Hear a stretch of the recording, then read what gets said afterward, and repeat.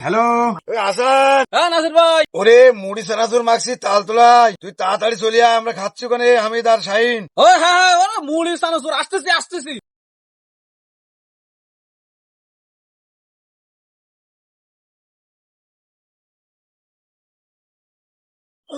ও আসতেছি।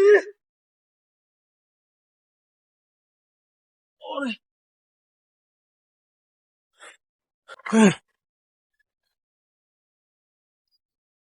ও আইসা গেছি, রাখিস।